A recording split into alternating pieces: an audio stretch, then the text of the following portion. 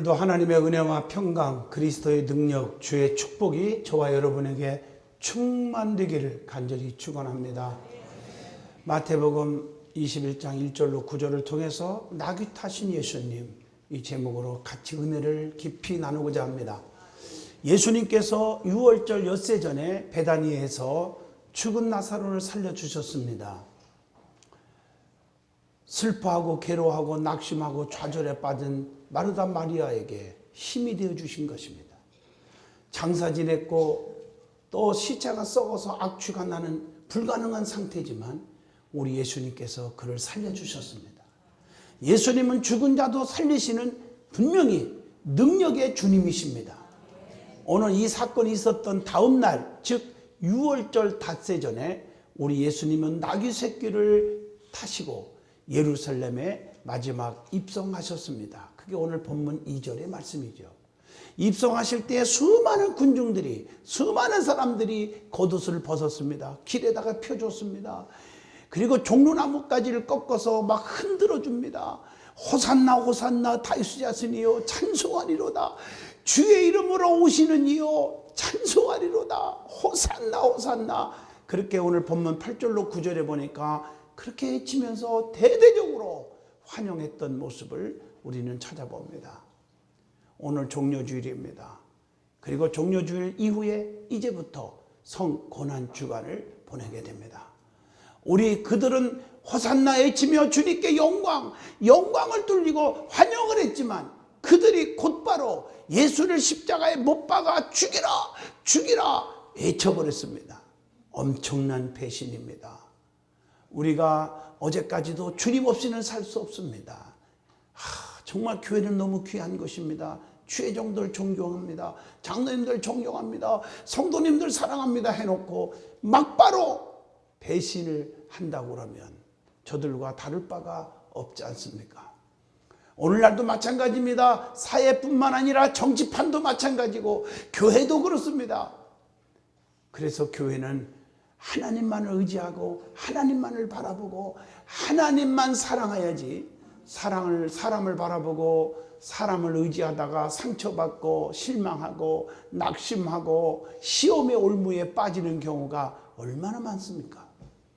그렇기 때문에 오늘 말씀을 통해서 우리에게 주시는 깨우침, 우리에게 주시는 깊은 은혜가 임하기를 원합니다. 제일 먼저 예수님께서 예루살렘에 나귀 새끼를 타시고 입성하시는 그 모습을 통해서 우리에게 주시는 깊은 교훈이 있고 깊은 은혜가 있다는 사실입니다. 제일 중요한 것은 첫째로 오늘 본문 2절에 우리 예수님은 나귀 새끼를 타시고 입성하셨다는 얘기예요. 근데 그 나귀 새끼는 누구냐? 매여 있는 나귀입니다. 매여 있는 나귀를 풀어서 끌고 오너라. 우리 주님이 그렇게 말씀하셨어요. 주님은 아무 나귀를 쓰신 게 아니에요. 지 고집대로 천방죽치처럼 이리 뛰고 저리 뛰고 그런 나귀를 쓴 게 아니라 매여 있는 나귀를 쓰셨다는 사실입니다. 자기의 고집과 자기의 아집과 혈기 방장하고 지멋대로 자유방종하게 살아가는 그런 나귀를 쓴 게 아니라 좀 답답하지만 좀 힘들지만 주인에게 매여 있는 나귀를 우리 주님이 쓰신 것입니다. 이 나귀는 주님이 쓰는 바람에 이 나귀가 세상에 예수님과 함께 영광을 같이 받고 환영을 받고 아주 얼마나 우쭐거릴 수 있겠어요. 참 그런 영광이 없잖아요. 주님이 써주셔야 우리도 그런 일이 임할 줄로 믿습니다. 여러분 성경을 보면요, 주님이 써주느냐 안 써주느냐 이게 문제더라고요. 아무리 가난하고 못 배우고 못났고 아무리 병신 같아도요, 주님이 써준다면 그 사람은 대박이 일어납니다. 그러나 아무리 똑똑하고 잘났고 아무리 가진 게 많고 아무리 배운 게 많아도 주님이 안 써주시면 하루아침에 한 방에 날아가더라고요. 그래서 시편 1편만 봐도 복 있는 사람은요 형통하리로다, 열매를 맺으리라 그랬지만 그렇지 않은 사람은 바람에 나는 겨와 같도다 이렇게 구분되어 있지 않습니까? 답답하고 힘들지만 매여 있는 게 축복인 줄로 믿습니다. 그러므로 성도는 매인 나귀처럼 살아야 한다는 거예요. 매인 나귀처럼 힘들어도 예수님께 매여야 돼요. 말씀에 매여야 돼요. 매인 것이 나쁜 게 아니에요.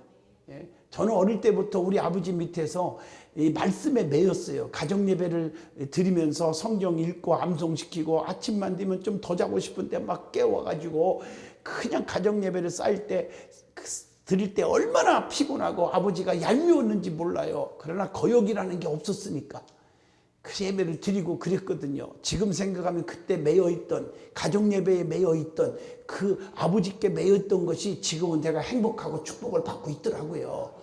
말씀을 전하면서도 그때 배웠던 신앙관, 차라리 고압선을 만지는 게 낫지. 주일은 건들지 마라, 11조는 건들지 마라, 주회종은 건들지 마라, 교회 시끄럽게 하지 말아라. 이 말씀이 내 속에 세뇌교육처럼 왔기 때문에 오늘날 제가 여러분 앞에 서는 목사가 될 수 있었다고 생각합니다. 말씀에 매일 수 있어야 돼요. 자녀들에게 여러분들 미적분을 몇 개 풀게 하고 방정식을 풀게 하고 영어 문법을 가르치고 그게 성공하는 일이 아니고 박사학위를 2-3개 갖게 하고 그게 중요한 게 아니고 말씀에 매이게 하시란 말이에요. 그러면 앞길이 확 열려버린단 말이에요. 하나님이 축복해 주셔야 되는 거 아니겠습니까? 우리 주님은 성도들이 헌신하기를 지금도 원하시고 계십니다. 예수님이 나귀 새끼를 타고 입성하신 것은 분명한 것은 겸손한 예수님이심을 보여주고 있는 것도 있습니다. 우리는 예수님의 겸손을 배우시기를 축원합니다. 하나님은 겸손한 자를 들어쓰시고 은혜를 베푸시지만 교만한 자는 패망의 선봉이요 넘어짐의 앞잡이가 된다고 했습니다. 벼이삭도 연그를수록 고개를 숙여 겸손해지는 것입니다. 은혜 받을수록 하나님께로 가까이 갈수록 날마다 겸손해질 줄로 믿습니다. 우리 예수님은요 성경에 겸손한 모습이 많이 나오잖아요. 빌립보 2장 7절 오히려 자기를 비워 종의 형체를 가져 사람들과 같이 되었고 하나님이신데 전능하신 분인데 인간의 형태를 취하셨던 모습을 봅니다. 우리 예수님은요 누가복음 2장 11절에 보면 비천한 베들레헴의 구유에서 말구간에서 예수님이 탄생하신 겸손한 분이에요. 누가복음 2장 51절 봐도 예수님은 겸손하게 부모님께 무조건 순종하셨던 분이었어요. 마태복음 2장 23절 예수님은 조그마한 마을인 나사렛에서 사셨습니다.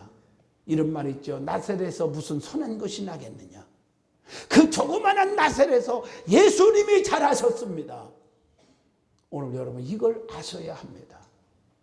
마태복음 3장 13절로 15절 예수님은 사람들에게 세례를 받으셔서 사람에게 세례 요한에게 전능하신 하나님이신데 이게 얼마나 질서를 지키고 그렇게 겸손하신 분이에요.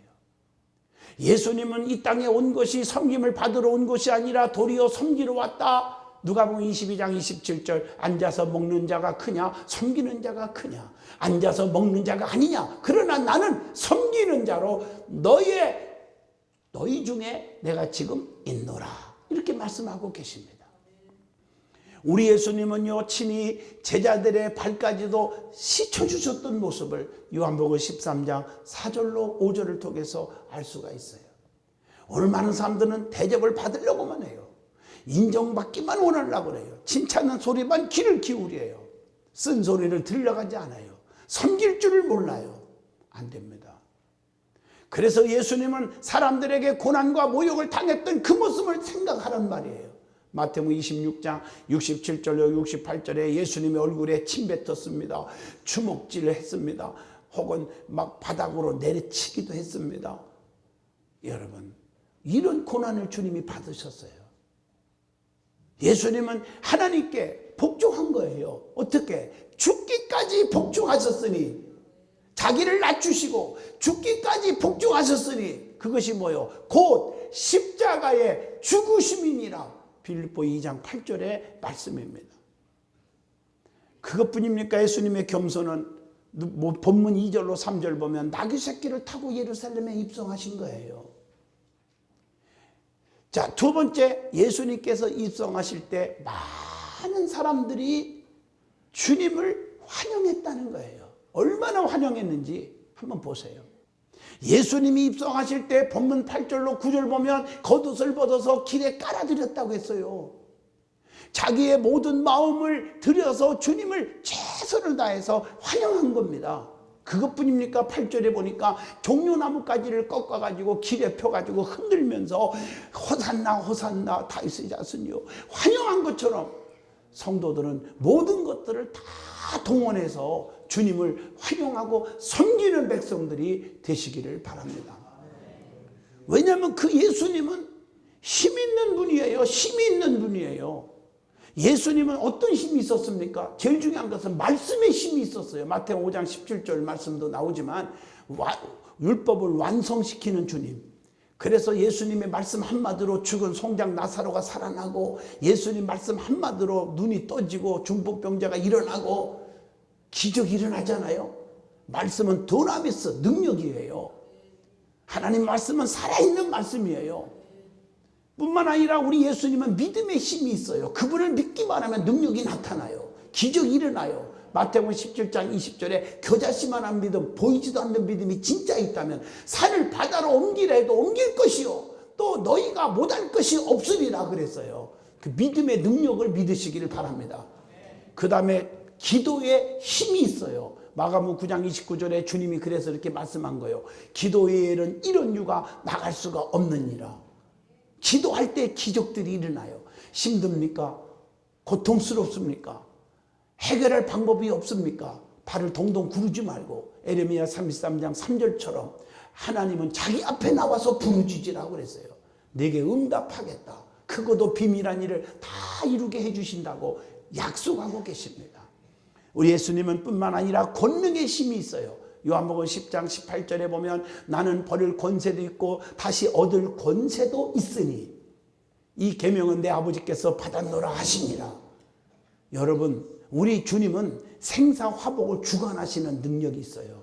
살리기도 하고 죽일 수 있고 축복을 줄 수 있고 저주할 수 있고 하나님의 능력을 믿으시기를 바랍니다. 그리고 예수님은 이름 자체가 권능이 있어요. 사도행전 3장 6절에 베드로가 가로되 내게는 은과 금이 없거니와 다만 내게 있는 걸 내게 주노니 곧 나사렛 예수 이름으로 일어나 걸어가라 할 때 안진뱅이가 걸어가는 거예요. 예수 이름에 권능이 있는 줄로 믿습니다. 자, 그리고 오늘 본문 9절을 보시면 호산나 호산나 다윗의 자손이여 찬송하리로다라고 고백을 했다는 거예요. 성도는 예수님에 대해서 바른 고백, 바른 믿음, 바른 신앙관을 가지고 살아야 돼요. 성경에 보면 그런 분들 많았잖아요. 요한복음 1장 34절 세례 요한도 하나님의 아들입니다. 그렇게 고백을 합니다. 요한복음 1장 49절 보면 나다네일도 당신은 하나님의 아들이시요 이스라엘의 임금이로소이다. 이렇게 고백을 합니다. 베드로도 요한복음 6장 69절에 주는 그리스도시요 살아계신 하나님의 아들입니다 라고 고백을 했습니다. 주님밖에 나의 구원이 없습니다. 주님은 나의 구원자이십니다. 주님만이 나의 생명이십니다.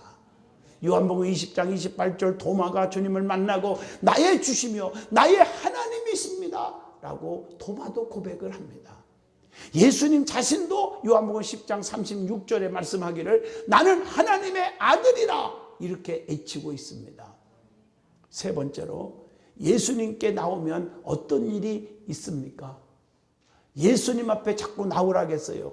어떤 일이 생기길래 주님은 자꾸 자기 앞에 오라. 두 팔을 벌리고 내가 너희들을 기다린다. 내게로 오라. 왜 주님 앞에 나와야 됩니까?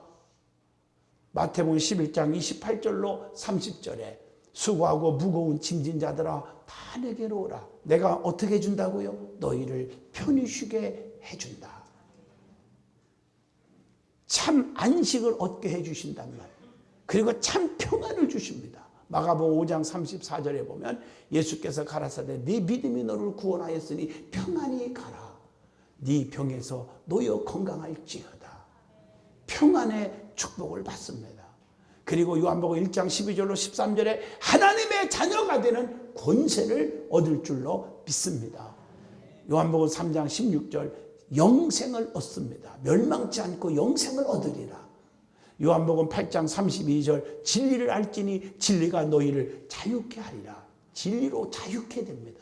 사도행전 2장 38절 하나님 앞에 나와 회개하면 성령을 선물로 주리니 성령을 선물로 받을 줄로 믿습니다. 그것뿐입니까? 주 예수를 믿으라. 그리하면 너와 내 집이 구원을 얻으리라. 사도행전 16장 31절 온 가족이 구원 얻는 축복이 옵니다. 로마서 3장 26절에 보면은 이때에 자기의 의로우심을 나타내사 자기도 의로우시며 또한 예수를 믿는 자를 의롭다 하여 하심이니라.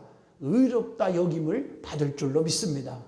그것뿐입니까? 고린도후서 2장 14절에 항상 우리를 그리스도 안에서 이기게 하시고 이기는 축복을 줍니다.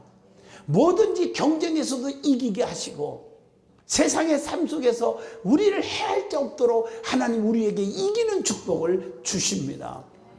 뿐만 아니라 고린도후서 5장 17절 그런즉 누구든지 그리스도 안에 있으면 새로운 피조물이라. 이전 것은 지나갔으니 보라 이제는 새 것이 되었도다. 새로운 피조물이 되어 새롭게 되는 축복을 얻습니다. 요한일서 1장 7절 제사함 받는 축복이 옵니다. 모든 우리를 죄에서 깨끗게 하실 것이요 그랬어요. 그것뿐입니까? 계시록 3장 5절 생명책에 기록되는 축복을 받아요. 여러분들이 교회를 30년 50년을 왔다 갔다 하고 직분을 받았어도 생명책에 이름이 기록되지 아니하면 천국에 갈 수가 없습니다. 그래서 너희 이름이 생명책에 기록된 것을 가지고 최고로 기뻐하라고 성경은 가르쳐주고 있어요. 내가 돈이 많고 권세가 많고 명예가 많고 지식이 많은 거 잘난 것 가지고 자랑하지 말고 네 이름이 생명책에 기록된 것을 가지고 기뻐하고 자랑하라는 것입니다. 이게 최고의 축복이기 때문에요. 천하를 얻고도 자기 생명 잊어버리면 무슨 수익이 있습니까? 지옥에 가면 말짱한 일이에요. 그 세계는 천년 만년 영원한 세계이기 때문입니다. 뿐만 아니라 주님 앞에 나오면 마태복음 9장 35절 예수께서 모든 성과 촌에 두루 다니시면서 저의 해당에서 가르치시고 천국 복음을 전파하시고 모든 병과 모든 악한 것을 고치시니라. 모든 질병에서 고치심을 받는 축복이 옵니다. 뿐만 아니라 우리를 괴롭히는 악한 영들 원수마귀 귀신들이 떠납니다. 마가복음 9장 33절의 말씀입니다. 뿐만 아니라 아무리 힘들고 풍랑이 심해도 마태복음 8장 26절 풍랑이 잔잔해져서 모든 문제가 깨끗하게 해결받는 축복이 옵니다. 그러므로 예수님을 내 마음속에 모시기를 축원합니다. 예수 떠난 생명은 끝입니다. 그래서 요한복음 15장 5절에 너희가 나를 떠나서는 아무것도 할 수 없다. 그래서 바로 다음 절 7절에 네 말이 내 안에 거하고 내 말이 너희 안에 거하면 무엇이든지 구하면 내가 다 이루리라. 주님이 계시면 우리는 대박이 터지는 거예요. 주님 없이는 살 수가 없습니다. 성령의 충만함을 받으시기를 바랍니다. 풍랑이 그쳐버려요. 남편 풍랑, 아내 풍랑, 직장 풍랑, 사업 풍랑, 물질 풍랑 다 그쳐야 돼요. 환난이 없어져야 돼요. 그래서 야베스의 기도가 날마다 우리의 기도가 되고 응답이 돼야 됩니다. 복에 복을 더하시고 지경이 넓혀지시며 환난과 근심이 없게 하여 주옵소서. 그렇게 하시는 분은 주님뿐이십니다. 두 번째 은혜 받을 말씀은 예수님의 고난에 대해서 한번 은혜를 받고자 합니다. 그렇게 호산나 호산나 종려나무가지를 꺾어서 환영하고 입었던 옷을 다 깔아줬던 그들이 금방 예수를 십자가에 못 박으라 못 박으라 그랬어요. 여러분 변해도 순식간에 그렇게 변하냐? 이게 인간이에요. 음식도 변한 것은 아까워도 버려야 돼요. 여러분 심령이 변하니까 위에서 복통 나듯이 우리의 심령이 복통이 터지는 일이 생기는 거야. 변하면 안 돼요. 마음이 변해도 안 되고 믿음이 변하면 안 돼요. 교회관에 변하면 안 돼요. 변하지 마세요. 여러분 그래서 첫사랑을 회복하라, 첫믿음을 회복하라 하는 말이 무슨 얘기인 줄 아세요? 사람이 살다 보면 좀 높아지면 목에 힘을 주게 되고 교만해지기 쉬워요. 이거 버려야 돼요. 저부터 시작해서 저는 목사지만 저도 변하기 쉬워요. 그래서 무단히도 금식하고 울며 기도하는 거예요. 하나님 교만이 찾아옵니까? 하나님 혈기가 찾아옵니까? 하나님 용서할 마음이 없어졌습니까? 하나님 앞에 기도하는 거예요. 변하니까 봐 변화되지 않으려고 초심으로 돌아가고 싶어서. 사람들에 의해서 제일 중요한 건 첫 번째로 사람들에 의해서 예수님은 고난을 당하셨다는 사실입니다. 사람들에 의해서 그렇게 사랑했던 자들에게 배신을 당했다 그 말이에요. 나만큼 힘들어, 나만큼 환난 고난 받은 목사가 어디 있겠어요. 가장 옆에서 사랑했던 자들이 배신하니까 그게 너무 힘든 거예요. 예수님도 가장 사랑했던 자들이 예수님을 그냥 배신하고 말았어요. 이게 인간 사회예요. 그래서 여러분, 사람을 의지하면 정말 믿음 생활 못해요. 믿음 뚝뚝 떨어져요. 군중들에게 비웃음을 당했지요. 마태복음 27장 39절로 40절에 대제사장들에게 거짓 고소를 당했지요. 마가복음 15장 3절 덤땡이 치는 사람들 많잖아요. 누가복음 22장 47절로 48절 가룟 유다에게 배신당했잖아요. 그래서 여러분들 참 조심해야 돼요. 신문에 보면요, 조금만 그러면 무슨 폭력 아시잖아요. 만들어내는 거야. 그래서 여러분들이요, 길거리에 가도 조심해요. 사람 부닥치지 않게 해주세요. 큰일 납니다 이거.